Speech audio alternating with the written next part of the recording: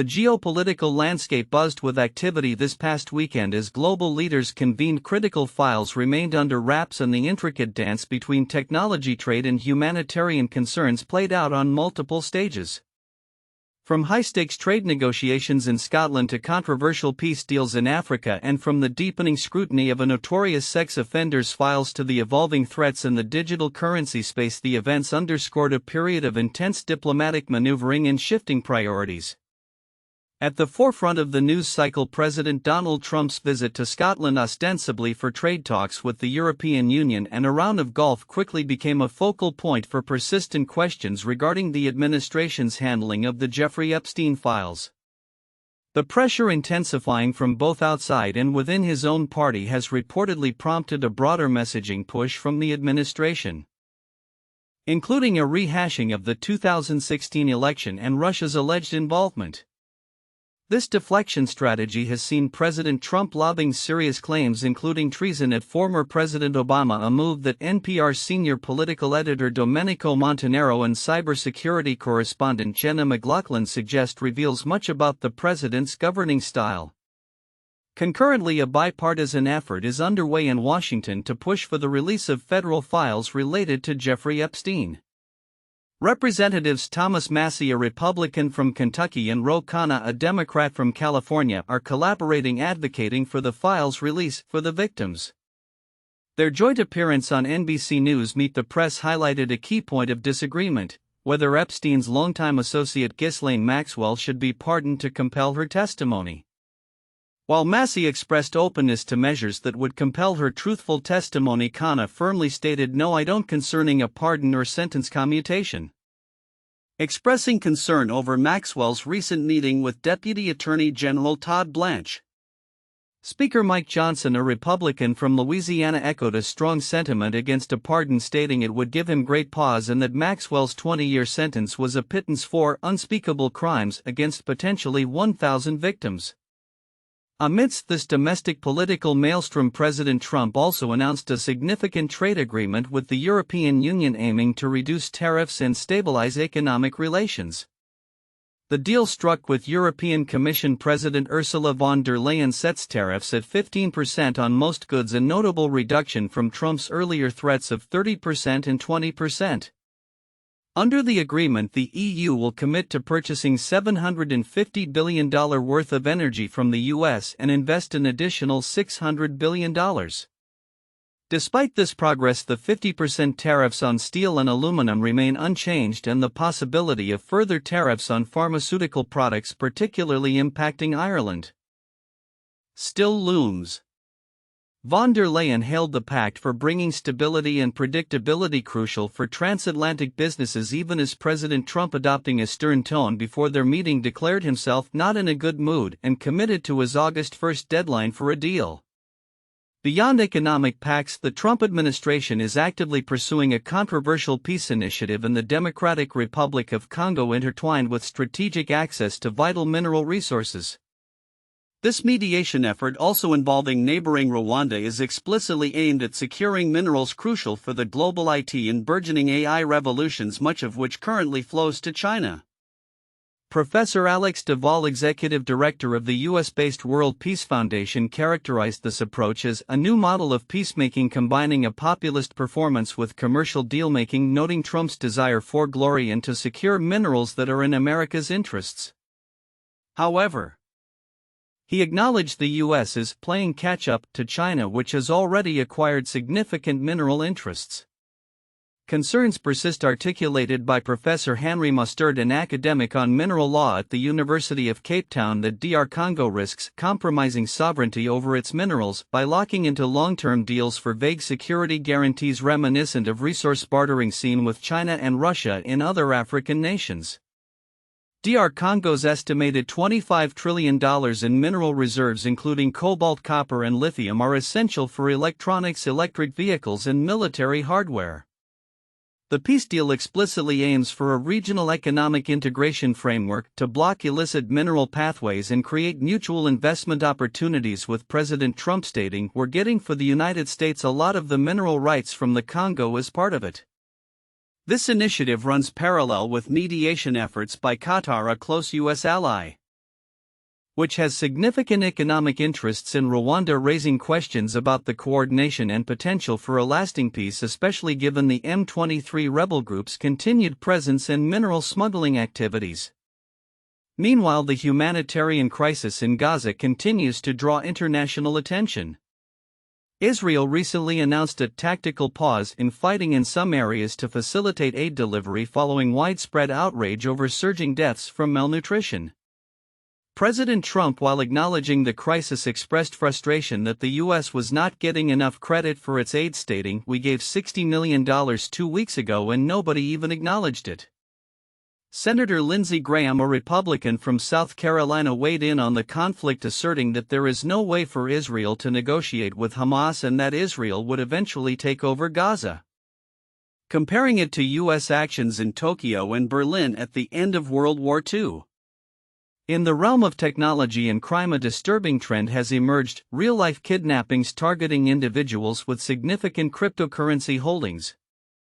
An NBC News analysis revealed that crypto-related abductions have increased every year since 2019, with 67 incidents identified across 44 countries.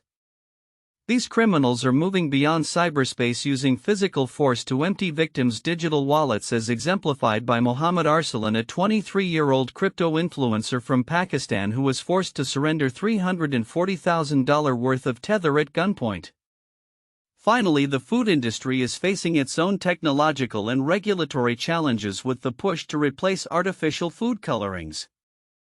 Major manufacturers like Kraft Heinz, Nestle, and General Mills are striving to transition to natural dyes driven by consumer safety concerns and the Trump administration's initiative to eliminate artificial colorings. This shift, however, presents significant hurdles, as natural dyes are generally more expensive, less reliable, and require higher concentrations to achieve desired hues. As Eric Atkinson, CEO of Atkinson Candy Company, succinctly put it, "They say in the industry that taste is king but color is queen. The queen is very important." As these diverse narratives unfold, they paint a picture of a world grappling with complex interconnected challenges. The scrutiny over the Epstein files and the rehashed 2016 probe highlight the enduring political pressures on the Trump administration.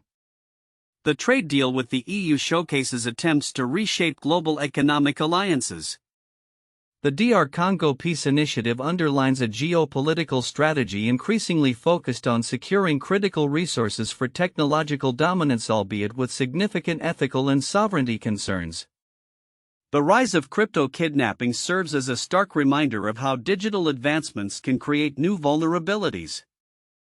While the food industry's struggle with natural dyes reflects a broader societal shift towards health and transparency, the coming months will undoubtedly reveal the long-term impacts and efficacy of these recent developments, from the persistence of peace in conflict zones to the evolution of global trade dynamics and the ongoing battle for accountability and transparency in both politics and technology. In a weekend marked by a striking confluence of political rhetoric, economic maneuvering, and digital skirmishes, former President Donald Trump continued to shape headlines, leveraging his social media platform Truth Social to launch broadsides against perceived adversaries while simultaneously engaging in high-stakes global trade negotiations.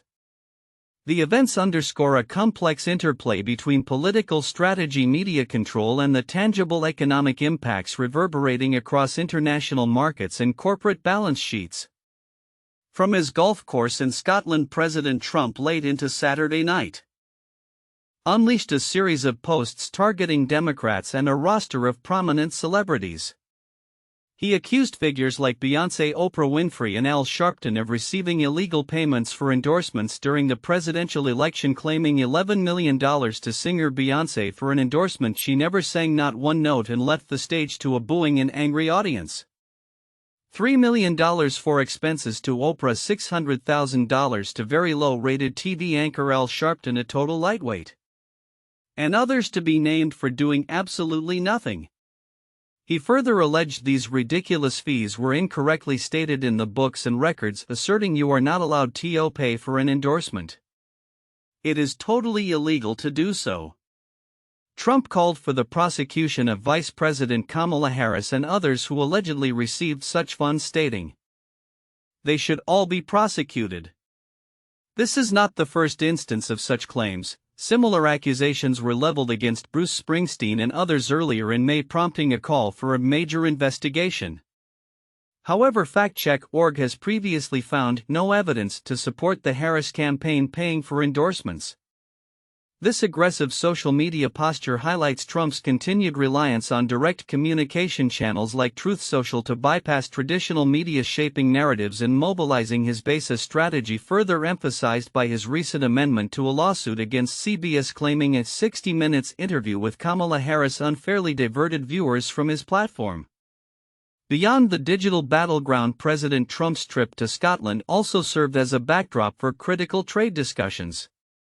On Sunday, a significant development emerged as the US and the European Union announced a framework for a trade deal, establishing a baseline tariff rate of 15% on EU goods imported into the US.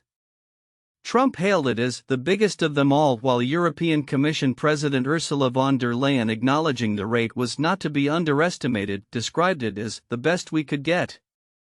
The agreement is set to apply to a broad range of products including cars, semiconductors and pharmaceutical goods, though specific details regarding wine and spirits tariffs remain unresolved. Italy's Prime Minister Giorgia Meloni cautiously welcomed the agreement as positive while awaiting full details. This EU deal follows closely on the heels of a similar agreement with Japan, which also set a 15% tariff on Japanese imports in exchange for a staggering $550 billion investment in the US, with Japanese trade negotiator Ryosuke Akazawa suggesting these funds could help finance Taiwanese chipmakers building plants in the US, such as TSMC's $100 billion investment in Arizona. These developments underscore a shift in Trump's tariff strategy, with the new baseline rate now appearing to be at least 15%, a notable increase from the previous 10% Liberation Day tariffs. The ripple effects of these evolving tariff policies are already being felt across various industries globally. Companies are grappling with increased operating costs and supply chain adjustments. South Korean appliance maker LG Electronics, for instance, reported a 3.1% fall in Q2 net profit due to rising operating costs, despite consumers rushing to purchase items ahead of impending tariffs of 25% on South Korean imports and 50% on Chinese goods. Similarly, Hyundai Motor and Kia have reported significant hits to their profits, citing U.S. tariffs as the cause, with Hyundai warning of a bigger impact in the current quarter. LG Energy Solution also cautioned about slowing EV battery demand due to U.S. tariffs and the early end of EV subsidies impacting major customers like Tesla and General Motors, the latter of which saw its core profit slide by 32%, attributing $1.1 billion to tariffs. Even American companies like Boston Beer Company and Keurig Dr. Pepper are feeling the pinch, with the former absorbing costs through improved efficiencies and price increases, and the latter facing prominent tariff impacts on its coffee business, leading to volume drops and further price hikes. Sportswear brand Puma too issued a warning of a full-year loss due to declining sales and U.S. tariff impacts. In response to these pressures, pharmaceutical giant AstraZeneca announced a substantial $50 billion investment in U.S. manufacturing by 2030. A move clearly aimed at mitigating the impact of tariffs on imported components. The global trade landscape remains volatile. While a 3-month extension of the tariff truce between Beijing and Washington is expected following upcoming talks in Stockholm, other nations face uncertainty. Trump expressed pessimism about trade negotiations with Canada, suggesting potential 35% levies on goods not covered by the existing U.S.-Canada-Mexico agreement, a stance that has already led to a Canadian boycott of U.S. spirits. Meanwhile, smaller deals have been struck, such as with Indonesia, which will face a 19% tariff but will drop its own tariffs to 0% on 99% of U.S. trade, and the Philippines also facing a 19% tariff.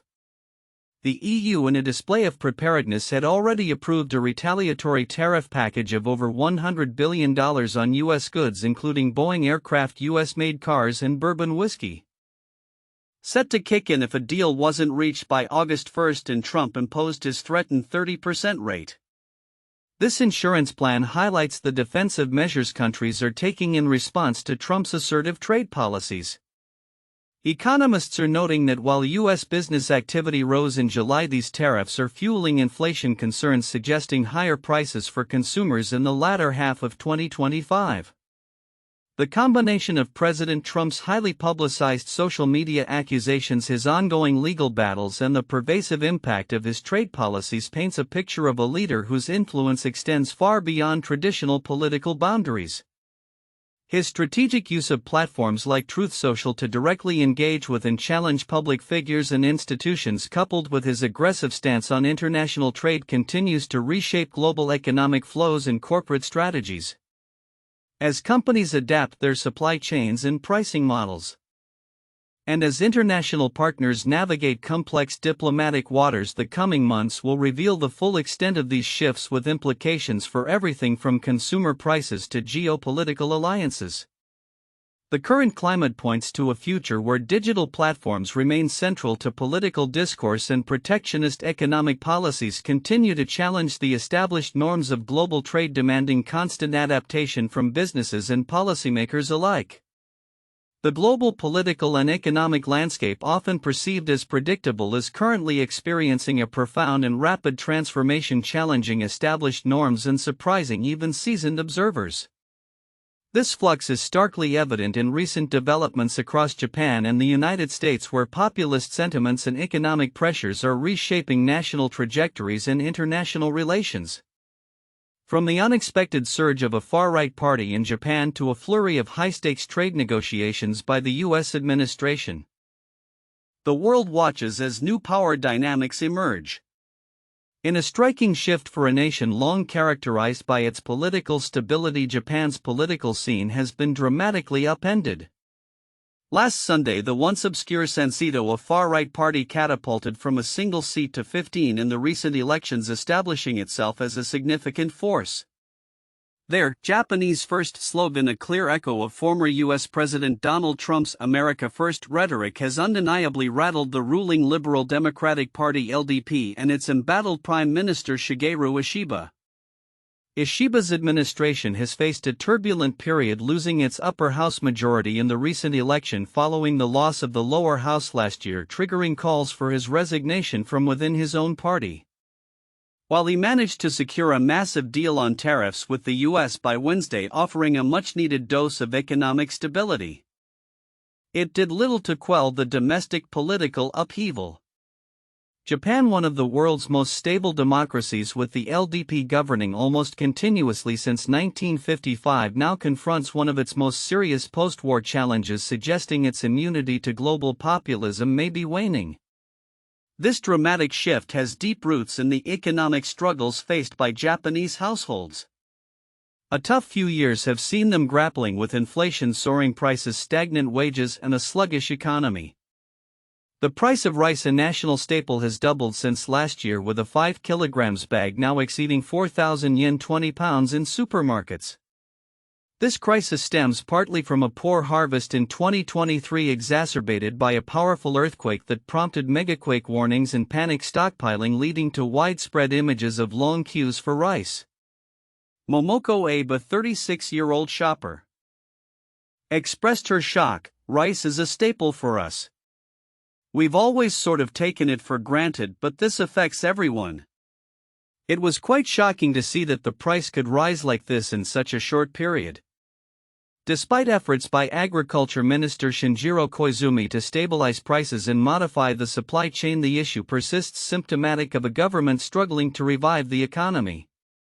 The palpable frustration, particularly among younger Japanese, is a significant driver behind the Japan First movement.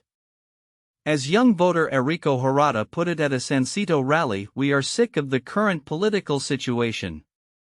Another, Yuta Kato, added, "It's simple. The reason Sansito won so much support is because they speak on our behalf."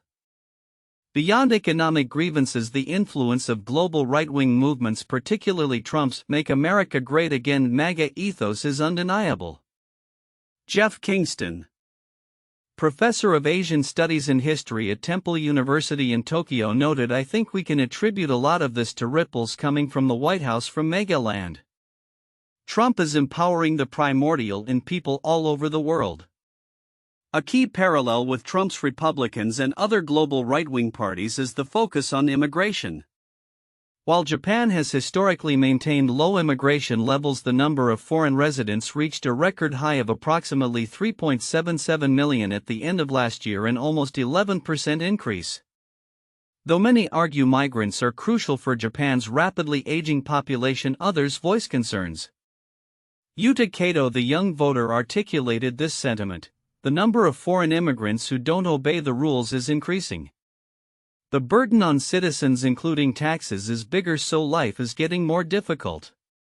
Sansito's founder Sohei Kamiya, a former supermarket manager and self-defense force reservist who credits Trump for his bold political style, has stated, "We are not promoting xenophobia. Japanese people feel unease and dissatisfaction because there are no established rules for accepting foreigners." He also claimed many citizens are frustrated that too much money is being spent on social security and education support for foreigners, a claim rebutted by Welfare Minister Takamaro Fukuoka.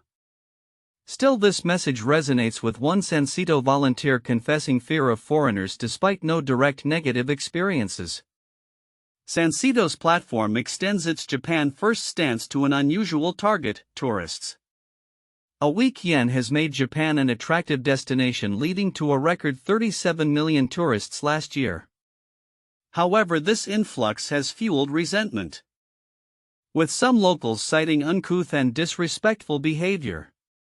Incidents like an American tourist defacing a shrine and residents of Fujikawa-Guchiko town complaining about tourists breaking traffic rules to photograph Mount Fuji, culminating in authorities erecting a screen to block the view, have exacerbated frustrations.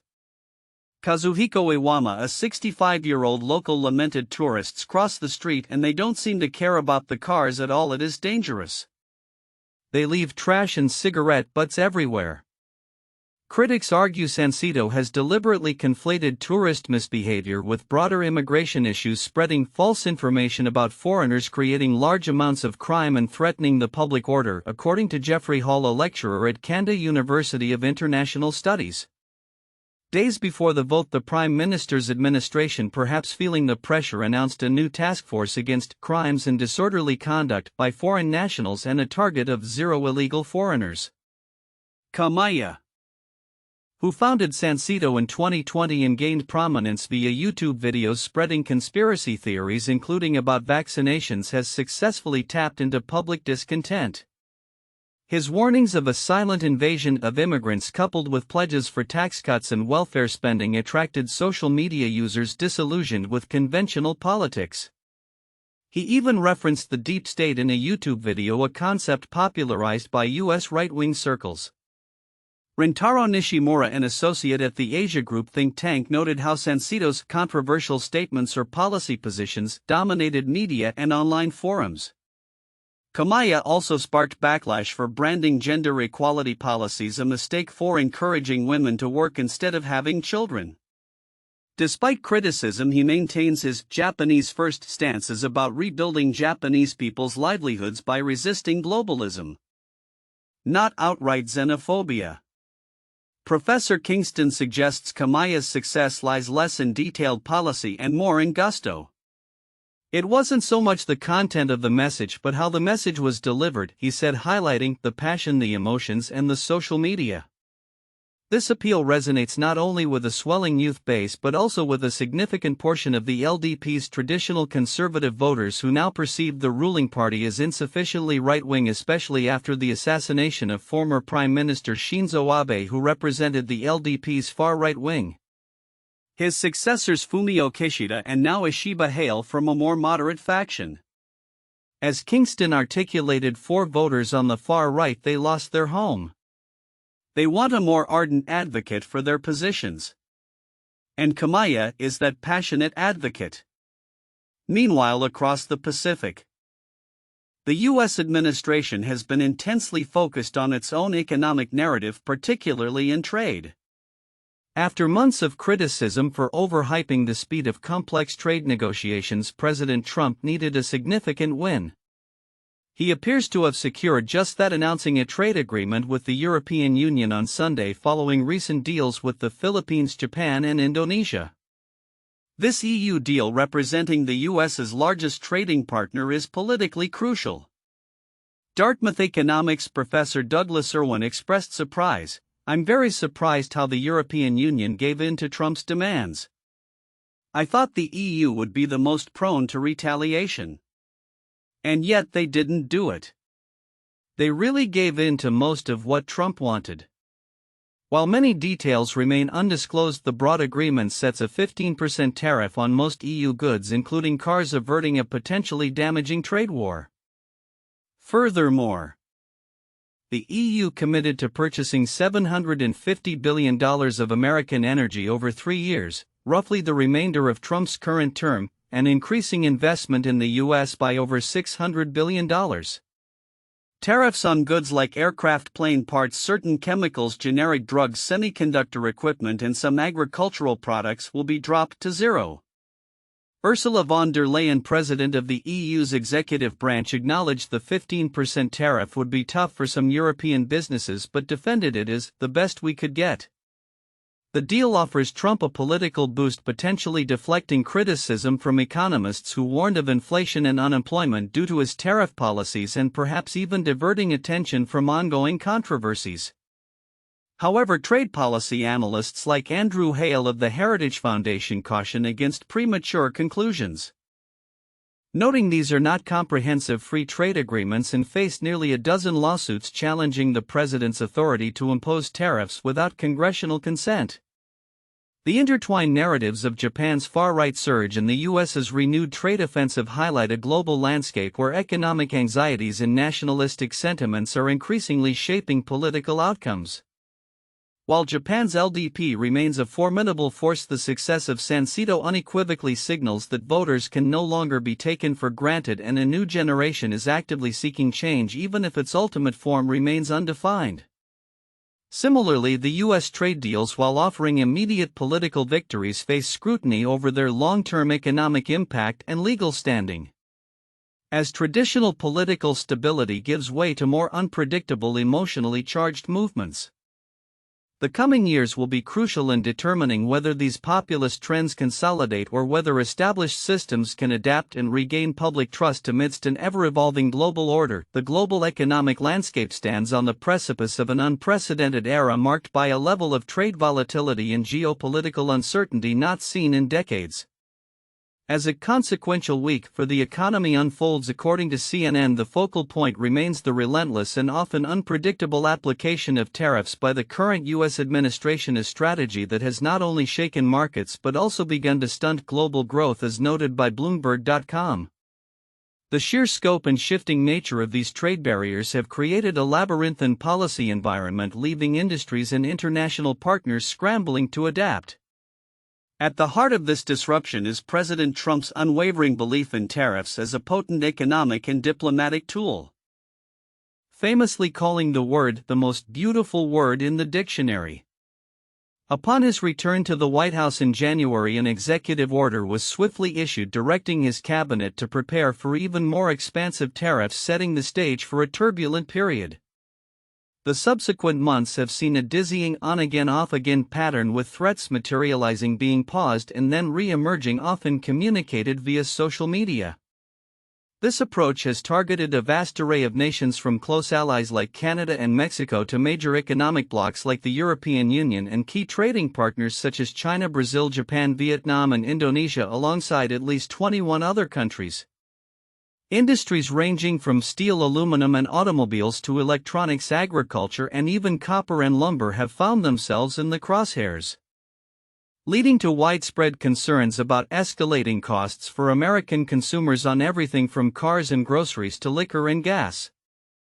The timeline of these tariff actions reveals a pattern of aggressive posturing, immediate implementation, and then often a sudden reversal or modification. For instance, January saw additional 25% tariffs on Canada and Mexico over drug and migrant flow concerns, followed by a surprising 25% tariff on Colombia for turning back deported immigrants, which was then quickly held in reserve after Colombia agreed to all of President Trump's terms. February brought 25% tariffs on most Canadian and Mexican goods and 10% on China, prompting retaliatory threats. Yet just days later Mr. Trump acknowledged potential pain but then agreed to a 30-day pause on Mexico and Canada while simultaneously threatening the EU. The volatility reached a peak in April when, after implementing a baseline 10% tariff on all imports and double-digit reciprocal tariffs on dozens of countries including a staggering 104% on Chinese goods, Mr. Trump abruptly reversed course hours later, pausing reciprocal tariffs for most countries for 90 days. China, however, was explicitly excluded from this reprieve, with its tariff rate subsequently hiked to an unprecedented 145%, compounding earlier levies. The stated rationale behind these tariffs has varied from national security concerns as seen with steel, aluminum and copper to an explicit aim to force companies to repatriate manufacturing to the United States and address perceived trade imbalances.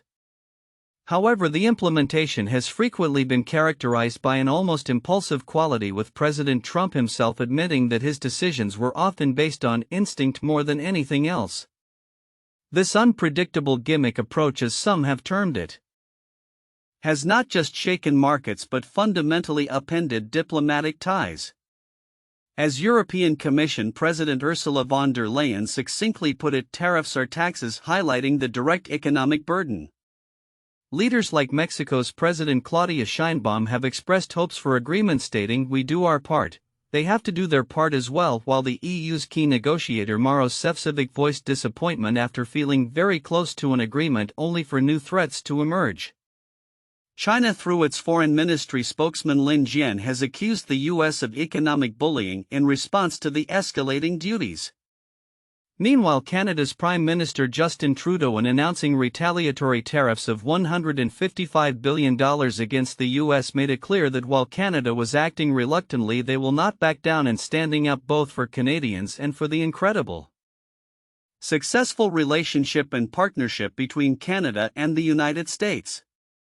Despite the widespread disruption, the administration has also announced a series of trade deals with various nations. They saw an agreement with the UK to reduce some tariffs, notably on cars and steel, though a 10% levy on all British exports remained. A significant breakthrough came with China in May, where tariffs were mutually reduced, the US cutting its rate on Chinese imports from 145% to 30% and China reducing its levies on American goods from 125% to 10%.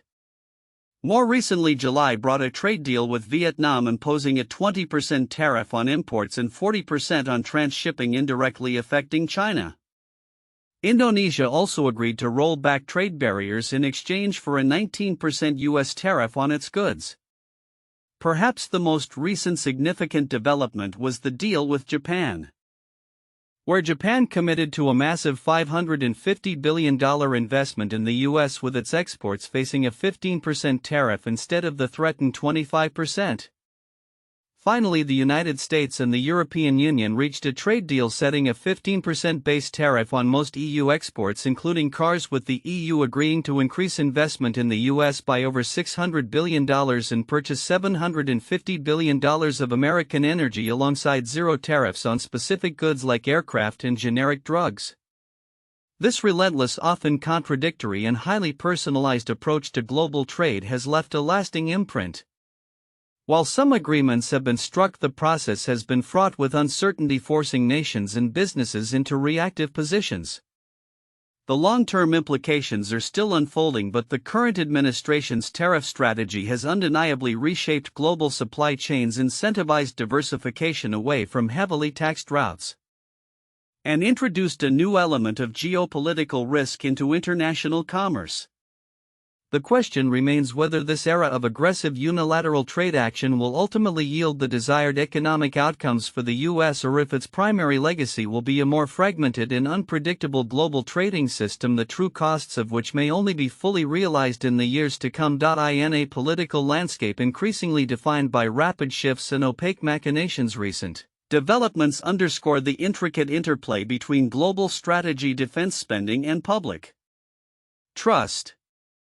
From a dramatic reversal in U.S. foreign policy toward Ukraine to the mysterious financing of a presidential aircraft and a contentious debate over highly sensitive documents, the past week has revealed how swiftly the currents of power can change, often with significant technological and strategic implications. A pivotal moment in international relations unfolded on July 4 when a single secret phone call reportedly triggered a dramatic U-turn in President Trump's policy on Ukraine.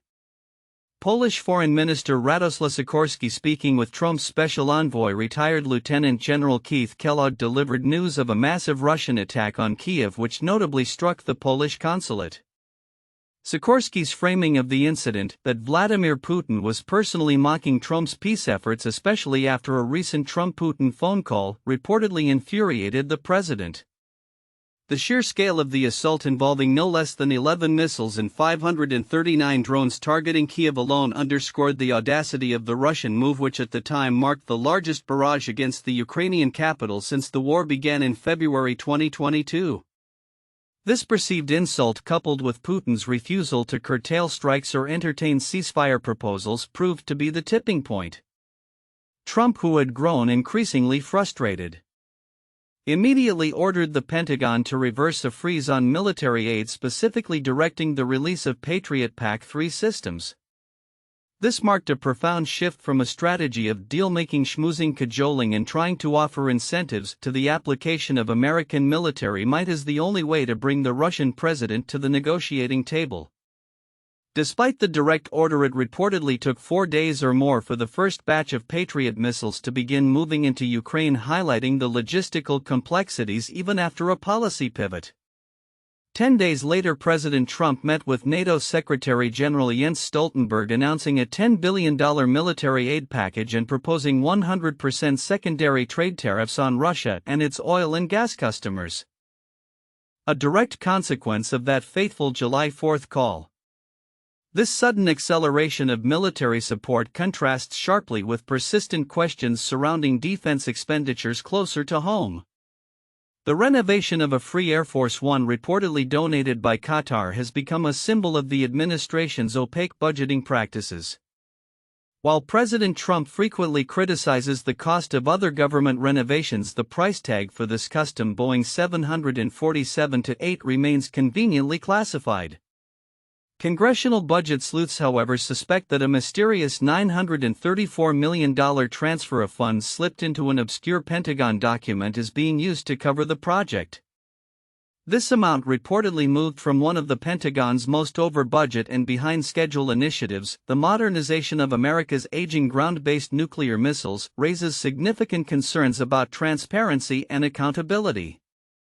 Air Force officials have privately acknowledged dipping into nuclear modernization funds for the complex project, which is set to begin renovation at a Texas facility known for secret technology projects.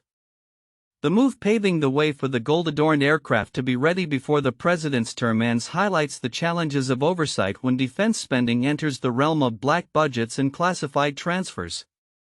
Such financial maneuvers occur against a backdrop of evolving strategic thought, particularly concerning deterrence in the Indo-Pacific. Elbridge Colby, the Undersecretary of Defense for Policy and a highly influential voice in the second Trump administration, articulates his vision for preventing Chinese hegemony in Asia in his 2021 book, The Strategy of Denial. Colby argues that allowing China to absorb Taiwan would imperil American prosperity and security by opening the entire Indo-Pacific to Chinese preeminence.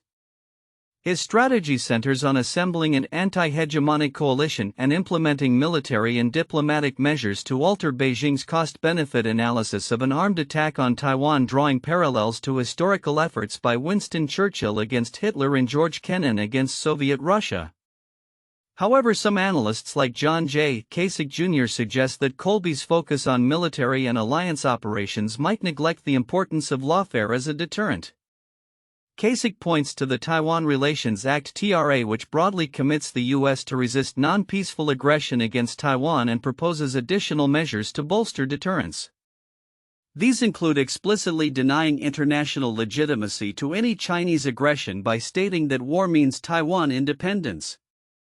leveraging the TRA's language to accommodate a Republic of Taiwan as a recognized entity so long as it doesn't include China in its name, and critically exploring arrangements for a Taiwan government in exile to preserve legitimacy and control over Taiwan's substantial overseas assets estimated at $600 billion in foreign exchange reserves and $1.5 trillion in private assets. These legal and financial mechanisms, CASIC contends, could significantly enhance the credibility of its strategy of denial by raising the stakes for Beijing beyond military confrontation. The digital realm too is proving to be a critical battleground for public trust and political accountability. President Trump recently faced a furious backlash from his MAGA base and figures like Elon Musk over his defense of his administration's handling of the Jeffrey Epstein files. On Truth Social, Trump urged supporters not to waste time and energy on the convicted sex offender, a stance that drew immediate condemnation. Conservative activist Robbie Starbuck remarked that Trump was missing the pulse on this one, while former National Security Advisor Michael Flynn underscored that the Epstein affair is not going away. The outrage stems from a perceived inconsistency. For years, Trump officials like FBI Director Kash Patel and Deputy Director Dan Bongino had peddled conspiracy theories about Epstein, with former Attorney General Pam Bondi even claiming an Epstein client list was sitting on my desk right now. However, a recent July memo from the DOJ and FBI concluded they found no evidence Epstein was killed or kept a client list for blackmail. This official debunking, contradicting previous narratives, has led to accusations from Trump supporters that the current administration is now engaging in the very cover-up they previously attributed to Democrats. The incident highlights the volatile nature of information in the age of social media, where official statements are instantly scrutinized and public trust can erode rapidly, posing a significant challenge to political leaders navigating an increasingly transparent yet often contradictory information environment. In sum, the recent confluence of events, a dramatic foreign policy pivot driven by perceived insult and military technology, the contentious debate over classified defense spending, the evolving strategic frameworks for great power competition, and the intense public scrutiny of information in the digital sphere, paints a vivid picture of a world in flux. As geopolitical tensions persist and the lines between defense finance and information blur, the coming months will undoubtedly test the resilience of alliances, the transparency of governance, and the very nature of public discourse in an era shaped by unprecedented technological capabilities and ever-shifting power dynamics. In a dynamic and often unpredictable global landscape, recent developments have cast a sharp spotlight on the evolving nature of international diplomacy, domestic policy, and regional stability.